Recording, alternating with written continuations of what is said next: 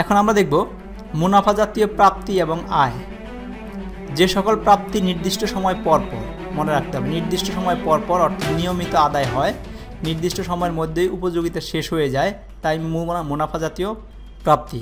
কোনো একটা পণ্য, যেসব পণ্য নিয়ে আমাদের ব্যবসাটা, সেই পণ্য বিক্রয় করতে যে অর্থ, ব্যাংকে জমা টাকার সুদ যেটা বছর বছর সুদ আসে, সেটা প্রাপ্ত বাড়ি ভাড়া যেটা মাসে আসে, মানে আমাদের এটা দীর্ঘমেয়াদী না, স্বল্প মেয়াদী, প্রতি মাসে হচ্ছে, এই জন্য আমাদের এটাকে প্রাপ্ত কমিশন ইত্যাদি মুনাফা জাতীয় প্রাপ্তির উদাহরণ।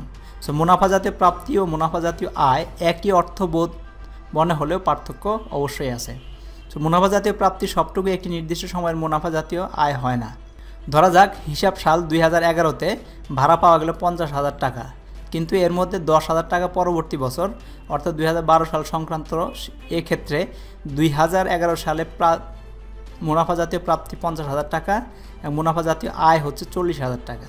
মনে করো তোমার একটা বাসা ভাড়া হিসাবে 50,000 টাকা পাইছে, তার মধ্যে সে হয়তো 3 মাসের দিছে, 3 মাসের মধ্যে 2 মাস হচ্ছে আমাদের 2011 সালের আর 1 মাস হচ্ছে 2012 সালের। তার মানে 2011 সালের যে অংশটুকু হবে সেটুকু আমাদের ওই মুনাফা জাতীয় আয়। আর যদিও মুনাফা জাতীয় প্রাপ্তি হয়েছে 50,000 টাকা, পাইছি আমরা 50,000 টাকা, কিন্তু আমাদের আয় ধরতে হবে 40,000 টাকা, আর 10,000 টাকা আমাদের পরবর্তী বছরের জন্য ধরে রাখতে হবে, কারণ ওইটা এই বছরের আয় না, আগামী বছরের আয়। মুনাফা জাতীয় প্রদান বা ব্যয়। ব্যবসায় দৈনন্দিন কার্য সম্পাদনের জন্য নিয়মিত যে সকল ব্যয় নির্দিষ্ট সময় পরপর সংগঠিত হয়, যেসব ব্যয় নির্দিষ্ট সময় পরপর সংগঠিত হয় এবং স্বল্প সময়ের মধ্যেই উপযোগিতা নিঃশেষ হয়ে যায়, তাকে মুনাফা জাতীয় আদান প্রদান বা ব্যয় বলা হয়। যেমন পণ্য ক্রয়, ভাড়া পরিশোধ, মনে করো তুমি একটা যে অফিস নিয়েছো সেটা ভাড়া দিতে হচ্ছে মাসে মাসে, সেটা একটা মুনাফা জাতীয় ব্যয়।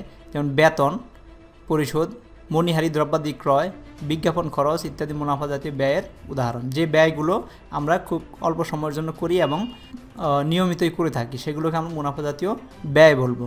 মুনাফা জাতীয় ব্যয়ের দ্বারা সম্পদ অর্জিত না হলেও সম্পদ রক্ষণাবেক্ষণের অবদান রাখে। মুনাফা জাতীয় প্রদান ও ব্যয় একই অর্থবোধক মনে হলেও কিছুটা পার্থক্য আছে। প্রদান এবং ব্যয় দুইটা এক জিনিস না, একই রকম মনে হয়। টাকা দিছি আমি 50,000, এর আগের যেটা দেখলাম 50,000 টাকা প্রাপ্তি ছিল, কিন্তু 50,000 টাকা আয় না। সেরকম ব্যয়ের ক্ষেত্রেও মুনাফা জাতীয় ব্যয় মুনাফা জাতীয় প্রদানের একটি অংশ।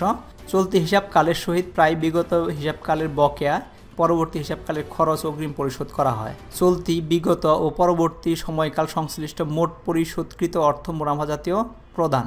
মনে করো আমাদের গত বছরে কিছু বাকি ছিল, এই বছর কিছু বাকি আছে এবং আগামী বছরের জন্য কিছু অ্যাডভান্স দিলাম, তো এর মধ্যে 3 বছর জড়িত, 1 বছর জড়িত না। তো সুতরাং আমরা প্রদান করলাম 3 বছরের টাকা, কিন্তু মুনাফা জাতীয় ব্যয় হচ্ছে আমাদের এই বছরে যে টাকাটুকু খরচ হয়েছে সেই অংশটুকু। তার মানে শুধুমাত্র চলতি হিসাবকালে অংশটুকুই মুনাফা জাতীয় ব্যয় হিসাবে গণ্য হবে। স্থায়ী সম্পদ মেরামতের ফলে সম্পদের আয়ুষ্কালে কোনো প্রভাব না পড়লে উক্ত ব্যয় মুনাফা জাতীয় ব্যয় হিসাবে লিপিবদ্ধ হবে। তার মানে যদি আমরা স্থায়ী সম্পদ মেরামত করার জন্য সেটা যদি ওইটার সম্পদে আয়ুষ্কাল না বাড়ায়, তাহলে সেটা মুনাফা জাতীয় ব্যয় হিসাবে লিপিবদ্ধ হবে।